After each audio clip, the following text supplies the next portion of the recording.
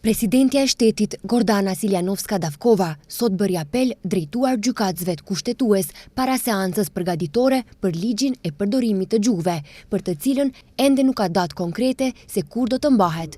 Presidentja tha se nuk dëshiron të ushtrojë asnjë ndikim mbi gjykatën kushtetuese në marrjen e vendimeve, por theksoi se gjykatësit duhet të jenë të guximshëm edhe gjatë marrjes së vendimeve dhe të mbështeten në kushtetut.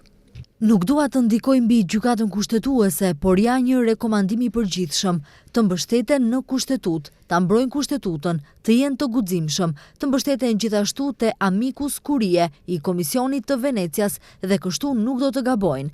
Të abstrahohen nga politikanët kur të marrin vendime, tha Gordana Siljanovska-Davkova, presidente e shtetit. Presidentja Siljanovska-Davkova tha se kushtetuesja ka dështuar në punën e saj për korektimin e pushteteve tjera.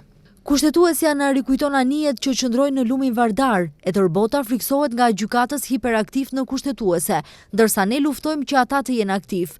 Ne kemi lëshuar mundësinë që gjykata kushtetuese të jetë pushteti i 4 dhe korrigjues i marrëdhënieve mes 3 pushteteve, dhe kjo është tejet e rëndësishme për demokracinë kushtetuese dhe mbrojtjen e të drejtave dhe lirive të qytetarëve, deklaroi presidentja Gordana Siljanovska-Davkova.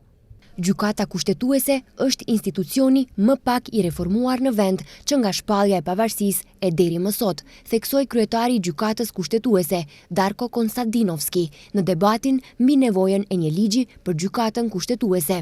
Sipas tij, një ligj i ri është më shumë se i domosdoshëm, me qëllim që t'i garantohet kësaj gjykate pavarësi më e madhe. Sipas ambasadores amerikane në vend, pavarësisht nëse do të ketë reforma apo një ligj krejtësisht të ri, është e domosdoshme që gjykata kushtetuese të funksionojë në mënyrë të pavarur.